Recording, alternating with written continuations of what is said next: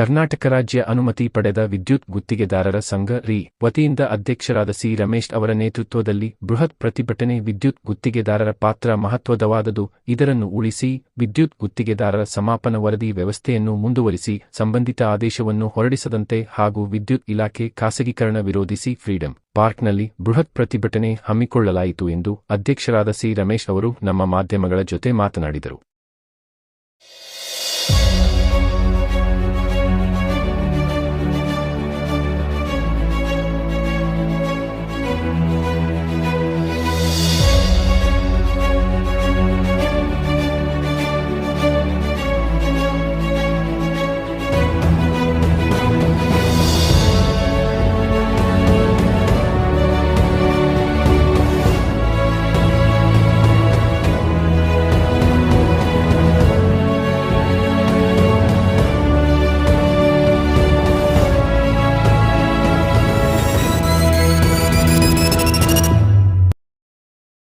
ನಾವು ನೆಲಮಂಗಲ ತಾಲೂಕಿಂದ ಬಂದಿರತಕ್ಕಂಥ ಎಲ್ಲ ಗುತ್ತಿಗೆದಾರರುಗಳು ಏನಿವತ್ತು ಇರತಕ್ಕಂಥ ಒಂದು ನಮ್ಮ ಗುತ್ತಿಗೆದಾರರ ಒಂದು ಶಕ್ತಿ ಪ್ರದರ್ಶನ ಸರ್ಕಾರ ಮಾಡ್ತಿರ್ತಕ್ಕಂಥ ಯಾವುದೇ ಖಾಸಗೀಕರಣ ವಿರುದ್ಧವಾಗಿ ನಮ್ಮ KSLC ಒಂದು ಸಂಘದ ವತಿಯಿಂದ ಒಂದು ಶಕ್ತಿ ಪ್ರದರ್ಶನ ಮಾಡ್ತೀವಿ. ಇದು ಸರ್ಕಾರಕ್ಕೆ ಒಂದು ಎಚ್ಚರಿಕೆ ಗಂಟೆ ಅಂತ ಹೇಳಕ್ಕೆ ಇಷ್ಟಪಡ್ತೀನಿ. ಅಂದರೆ ನಾವು 104 ವರ್ಷ ಇತಿಹಾಸ ಇರೋಂಥ ಸಂಘ ನಮ್ಮದು.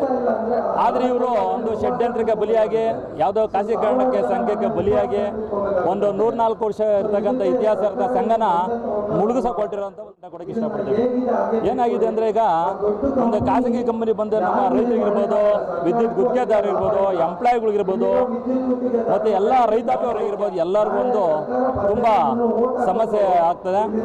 ಆದ್ದರಿಂದ ನಾವು ಹೇಳೋದಿಷ್ಟೇ, ಒಂದೇ ಮಾತು, ಸರ್ಕಾರ ಇದ್ರ ಬಗ್ಗೆ ಗಮನ ಹರಿಸಿ ಏನು ಈ ಟಾಟಾ ಕಂಪ್ನಿ ಕೊಡಬೇಕಂತ ದಯವಿಟ್ಟು ಕೂಡಲೇ ಏನು ಹೊಸದಾಗಿ ನಮ್ಮ CM ಆಗಿದೆ DK ಶಿವಕುಮಾರ್ ಗಮನಕ್ಕೆ ಹೋಗಿದೆ. ಇದು ನಾಳೆ ಬೆಸ್ಕಾಮಿಂದನೂ ಅದ್ರ ಬಗ್ಗೆ ಬೃಹತ್ ಸಮಾವೇಶವಿದೆ.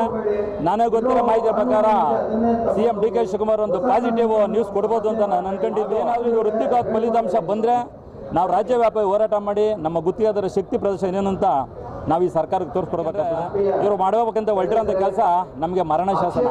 ಯಾಕೆಂದರೆ ಈಗ ನಂಬಿ ನಾವು ಒಂದು ಹೆಚ್ಚು ಕಮ್ಮಿ ಒಂದು 30-40 ಲಕ್ಷ ಜನ ಇದ್ದೀವಿ. ಅವ್ರ ಹತ್ರ ಕೆಲಸ ಮಾಡೋಂಥವ್ರು ಇರ್ಬೋದು, ಎಲ್ಲರೂ ಅಷ್ಟೇ. ಆದ್ದರಿಂದ ಈ ಖಾಸಗೀಕರಣ ಇವತ್ತಿಗೆ ನಾವು ಸ್ಟಾಪ್ ಮಾಡಲ್ಲ. ಪ್ರತಿ ಹಂತದಲ್ಲೂ ಹೋರಾಟ ಮಾಡಿ ಗುತ್ತಿಗೆದಾರರು, ರೈತಪರ ಸಂಘಟನೆಗಳು ಮತ್ತು ನಮ್ಮ ವಿದ್ಯುತ್ ಕಾರ್ಮಿಕರು ಎಲ್ಲರಲ್ಲಿ 3ನೇ ಮಾಡಿಗೆ ನಮ್ಮ ಶಕ್ತಿ ಏನು ಅಂತ ನಾವು ಇಂದಿನಿಂದ ತೋರ್ಸೋಕ್ಕೆ ನಾವು ಇಷ್ಟಪಡ್ತೀವಿ ಅಂತ ಹೇಳಿ ಈ ಸಂದರ್ಭದಲ್ಲಿ ನಾನು ಹೇಳೋಕ್ಕೆ ಇಷ್ಟಪಡ್ತೀನಿ.